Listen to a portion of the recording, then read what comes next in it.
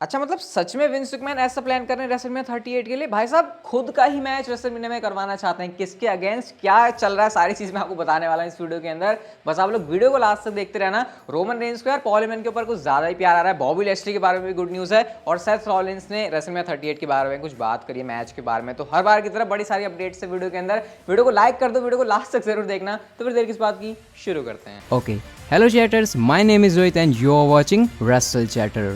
सबसे पहले गाइस हम लोग बात करते हैं स्मैकडाउन की ओवरनाइट व्यूअरशिप के साथ में। और स्मैकडाउन का रिसेंटली हाल कुछ सही नहीं चल रहा है रेटिंग्स के मामले में, क्योंकि लास्ट वीक जो उनकी व्यूअरशिप आई थी वो 2 मिलियन से ऊपर थी, लेकिन इस हफ्ते जो ओवरनाइट नंबर्स हैं वो 2 मिलियन से नीचे आ गए और स्मैकडाउन को व्यूअरशिप मिलती है 1.976 मिलियन व्यूअर्स। अब अगर हम रॉ की बात करें तो रॉ को भी 1.8 मिलियन व्यूअरशिप मिल रही है, स्मैकडाउन को 1.9। तो ये तो कह सकते हैं कि रॉ बेटर कर रहा है, बट स्मैकडाउन जहां पर 2.2 2.3 भी टच करता था अब वो नीचे आ गया। और शायद मुझे इसके पीछे रीजन पता क्या लग रहा है कि जो डब्ल्यूडब्ल्यूई का शायद सारा फोकस है वो Roman Reigns and Brock Lesnar की स्टोरी लाइन के ऊपर ही है। लेकिन अगर मैं रॉ को देखूं तो रॉ पर मैं ये नहीं कह सकता कि मेरी नजर किसी एक चीज के ऊपर है। वहां पर हर तरफ थोड़ा थोड़ा मसाला सब जगह है, लेकिन डब्ल्यूडब्ल्यूई स्मैकडाउन के ऊपर शायद एक ही स्टोरी लाइन के ऊपर फोकस करे तो शायद एक रीजन हो सकता है। लेकिन इतना भी विंस मैकमैन के लिए निराश होने वाली बात नहीं, क्योंकि गाइस हर्शी पेंसिल्वेनिया के अंदर जो है स्मैकडाउन का एपिसोड था और इस वेन्यू ने एक रिकॉर्ड क्रिएट कर दिया अटेंडेंस का, यानी कि ये लार्जेस्ट बॉक्स ऑफिस है उस वेन्यू की हिस्ट्री का। यानी इतने ज्यादा लोगों ने वहां पर जो आकर शो को देखा हुआ है।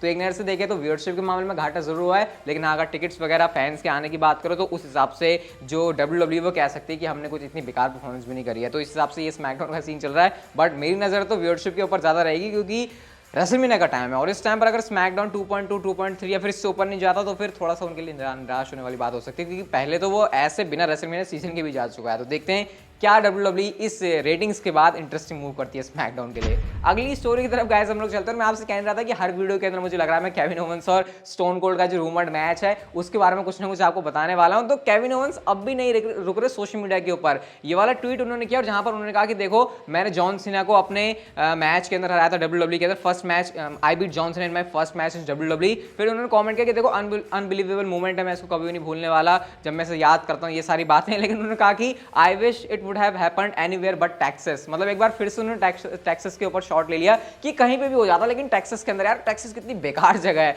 और आपको पता है टेक्सास के बारे में जो है हमारे केविन ओवेंस तब से ही कमेंट कर रहे हैं जब से हमको ये पता लगा है, मतलब ऑब्वियसली उनका स्टोन कोल्ड के साथ मैच होने वाला है रेसलमेनिया 38 के अंदर। तो अभी भी केविन ओवेंस नहीं रुक रहे हैं और उनका स्टोन कोल्ड को इस वाली टेक्सास वाली चीजें से पोक करके शायद बुलाने का प्लान है। लेकिन गाइस कुछ लोग यहाँ पर पता क्या कमेंट कर रहे हैं कि यार तुमको स्टोन कोल्ड को वापस लेकर आना है तो क्या तुम सिर्फ एक ये टेक्सास नाम ले लेके तुम स्टोन कोल्ड का जो लेजेंडरी करियर है, सोचो उन्होंने कैसी कैसी स्टोरी लाइन दी है। तो अगर वो रिटायरमेंट से वापस आ रहे हैं तो क्या सिर्फ तुम टेक्सास के अराउंड ही सारी चीजें घुमाओगे? कोई एक बढ़िया और स्टोरी लाइन नहीं हो सकती? और काफी लोगों का मुझे लगता है ये पॉइंट वैलिड भी है कि अगर स्टोन कोल्ड वापस आ रहे हैं तो क्या सिर्फ टेक्सास के अराउंड ही सारी कहानी घूमती रहेगी क्या? लेकिन स्टोन कोल्ड वापस आ रहे हैं काफी सारे लोगों के लिए तो वही बड़ी बात है, तो इसके बारे में ज्यादा कॉमेंट नहीं कर रहे। बट देखते हैं स्टोन कोल्ड कब तक परेशान होकर केविन ओवेंस की ठुकाई करने के लिए आते हैं और डब्ल्यूडब्ल्यूई के रिटायरमेंट से भी बाहर आते हैं। अगली स्टोरी की तरफ गाइस हम लोग चलते हैं और स्मैकडाउन के ऊपर एक ऐसा सुपरस्टार जो कि मुझे रिसेंटली इंप्रेसिव लग रहा है और शायद वो कुछ और इंप्रेसिव करने वाला है। अब मैं ऐसा बोलता हूं तो आप लोग कहते हो कि यार वो सुपरस्टार रिलीज हो जाएगा, लेकिन भाई मैं तारीफ भी ना करूं कि यार किसी की, अब मुझे तारीफ करनी है तो मैडकैप मॉस और हैप्पी कॉर्बिन के बारे में बात कर रहा हूं। तो जिस तरीके से आप लोग रिसेंटली देख रहे हो कि कॉर्बिन और मैडकैप मॉस को बुक कर रहे हैं, डब्ल्यूडब्ल्यूई टीज कर रही है कि मैडकैप मॉस बहुत जल्दी हैप्पी कॉर्बिन से अलग होने वाले हैं। और अलग ही नहीं, अभी वो हील कैरेक्टर प्ले करते हैं लेकिन वो एक बेबी फेस वाला कैरेक्टर प्ले करने वाले आने वाले टाइम में, क्योंकि रिसेंटली जो परफॉर्मेंस है मैडकैप मॉस की उससे सारे लोग डब्ल्यूडब्ल्यूई के अंदर इंप्रेस हुए और शायद डब्ल्यूडब्ल्यूई उनको एक बड़े स्टार बनाने के तौर पर देख सकती है। वैसे अगर फिजिक की बात करो, उनकी रेसलिंग की बात करो तो मुझे लगता नहीं यहाँ पर कोई दिक्कत है। हाँ दिक्कत है उनके गिमिक के अंदर। अगर उनका गिमिक कॉमेडी वाले से थोड़ा अलग होता है जहाँ पर फैंस उनको सीरियसली लेते हैं तो शायद उनके साथ कुछ अच्छी चीजें हो सकती हैं। तो आने टाइम में शायद आपको मैडकैप मॉस के साथ डब्ल्यूडब्ल्यूई में कुछ बड़ी चीजें देखने को मिल सकती है, क्योंकि डब्ल्यूडब्ल्यूई प्लान कर रही है उनको हैप्पी कॉर्बिन से अलग करने का, जो कि शायद उनके करियर के लिए भी एक अच्छी बात हो सकती है, क्योंकि कॉमेडी करके तो बंदा ज्यादा आगे जा नहीं सकता। हाँ लेकिन आर्ट्रूथ के केस में सारा सीन अलग है। अगली स्टोरी की तरफ गाइस हम लोग चलते हैं और बात करते हैं नेक्स्ट मंडे नाइट रॉ के बारे में। तो शायद आपको अगले रॉ के एपिसोड में बात क्लियर पता लग जाएगी कि एज का रेसलमेनिया 38 के लिए अपोनेंट कौन होने वाला है, क्योंकि डब्ल्यूडब्ल्यूई ये कह रही है कि कौन स्टेप अप करने वाला है एज के चैलेंज को एक्सेप्ट करने के लिए और एज जो है अपने रेसलमेनिया फ्यूचर को एड्रेस करने वाला है मंडे नाइट रॉ के ऊपर। अब ऐसा तो है नहीं कि डब्ल्यूडब्ल्यूई रेसलमेनिया से 2 हफ्ते पहले बताएगी कि एज का ओपोनेंट कौन होगा, क्योंकि स्टोरी लाइन तो चलानी है ना। और जो सबसे ऊपर नाम आ रहा है आपको पता ही है, एजे स्टाइल्स का नाम आ रहा है कि वो जो है एज को फेस कर सकते हैं रेसलमेनिया 38 के अंदर। तो शायद मंडे नाइट रॉ के एपिसोड में आपको एज की ये जो उलझती हुई कहानी जैसी लग रही है वो सुलझती हुई दिखाई दे जाएगी एंड शायद एजे स्टाइल्स स्टेप अप कर सकते हैं to challenge Edge at WrestleMania 38। अगली स्टोरी की तरफ गाइस हम लोग चलते हैं, बात करते हैं ट्राइबल चीफ रोमन रेंस के बारे में। तो कल के स्मैकडाउन के एपिसोड के बाद हर बार की तरह जैसे रोमन रेंस के डार्क मैचेस होते हैं, उन्होंने डार्क मैच में रेसल किया था। और गाइस उस डार्क मैच में रेसल करने के दौरान एक ऐसा मोमेंट आता है जब फैंस ने पॉल हेमन को चिढ़ाना शुरू कर दिया, क्योंकि काफी सारे फैंस आपको पता है इसमें पॉल हेमन से गुस्सा है कि भाई ये बंदा कैसे ब्रॉक लेसनर के साथ धोखा कर सकता है, रोमन रेंस के साथ क्यों आ गया।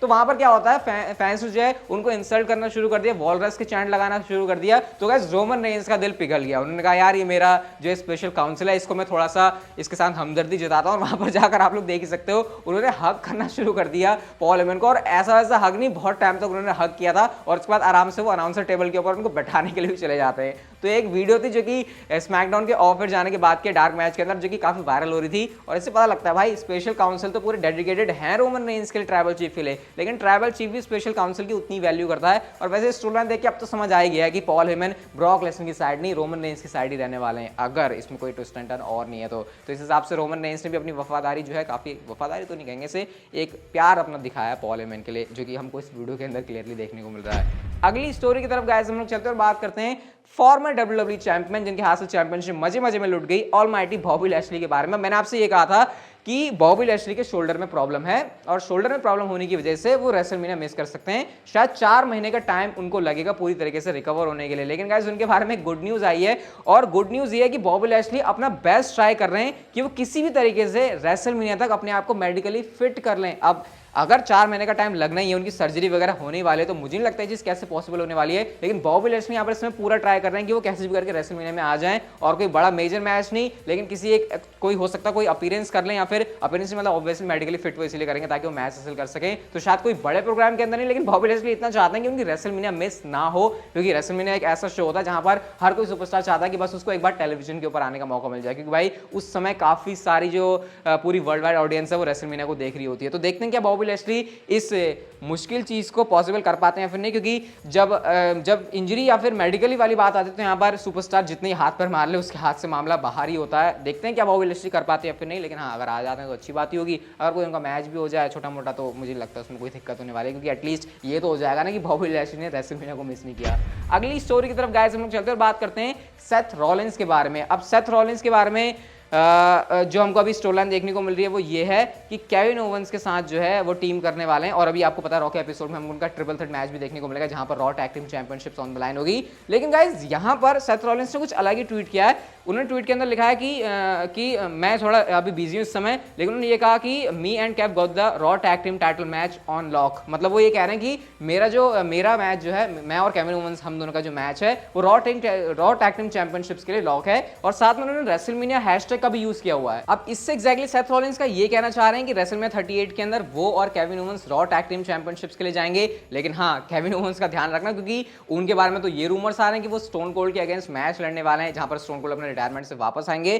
तो सेथ रॉलिंस मुझे लग रहा है शायद फैंस को थोड़ा सा कंफ्यूज कर रहे हैं क्या एग्जैक्टली होगा उनके साथ रेसलमेनिया 38 में, ये तो समय कह नहीं सकते, क्योंकि अगर केविन ओवंस स्टोन कोल्ड के साथ हैं तो फिर भाई टैग टीम चैंपियनशिप्स के लिए तो मैच होने नहीं वाला, या फिर कहीं ऐसा तो नहीं होने वाला कि टैग टीम चैंपियनशिप मैच है फिर स्टोन कोल्ड आए। लेकिन फिर वो कैसे होगा, स्टोन कोल्ड का तो मैच ही करना है केविन ओवंस के साथ में। तो चीजें समय यहाँ पर सेथ रॉलिंस के लिए काफी कंफ्यूजिंग सी चल रही है। एक टाइम पर ऐसे भी लग रहा था कि हाँ भैया उनके साथ कुछ बहुत डब्ल्यूडब्ल्यूई मेजर चीज करने वाले, बट अभी जिस तरीके से गाड़ी चल रही है देख के तो ऐसा लग नहीं रहा। तो देखते हैं सेथ रॉलिंस के साथ क्या डब्ल्यूडब्ल्यूई करती है। बट ये उन्होंने कॉमेंट किया अपने रेसलमेनिया 38 के मैच के बारे में। मैं उम्मीद करता हूं कि जो भी हो, जैसी बुकिंग हो, फीकी ना जाए सेथ रॉलिंस के रेसलमेनिया, क्योंकि बड़े स्टार्स को फीका देखना, उसको देखने में यार रेसलमेनिया में तो एटलीस्ट बिल्कुल ही मजा नहीं आता। और गाइस हम लोग चलते हैं हमारी आज की नेक्स्ट एंड फाइनल स्टोरी की तरफ, जो सुन के मेरा तो दिमाग हिल गया। अब गाइस सबसे पहले क्या रिपोर्ट आती है कि जो पैट मैकेफी है, यानी स्मैकडाउन के जो कमेंटेटर टेबल बैठे होते हैं, क्या ही बता रहा हूँ पता ही आपको, जो अभी डब्ल्यूडब्ल्यूई के अंदर मुझे बेस्ट कमेंटेटर लगते हैं, उन्होंने ये कहा कि उनके बारे में रिपोर्ट ये आई कि पैट मैकेफी रेसलमेनिया 38 के अंदर रेसल करने वाले हैं। अब ठीक है, ये बात समझ में आई तो मेरे दिमाग में ऐसा लगा कि यार कौन हो सकता है पैट पैट मैकेफे का ओपोनेंट। इसमें स्टोरी लाइन देखकर तो कुछ लग नहीं रहा।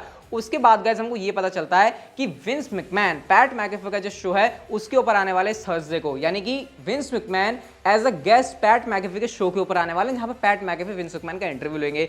तो मैं सुन के शौक हूं, मैंने कहा अरे विंस मैकमैन यार इस शो के ऊपर कैसे आ रहे हैं, क्योंकि यहाँ पर तो सुपरस्टार सारी बातें खुलकर करता है, क्या विंस मैकमैन इतनी खुली खुली बातें करने वाले हैं। और गाइस उसके बाद एक ऐसी अपडेट आई जो कि सुनकर मैं तो हैरान परेशान हो गया कि क्या ये एक्चुअल में होने वाला है।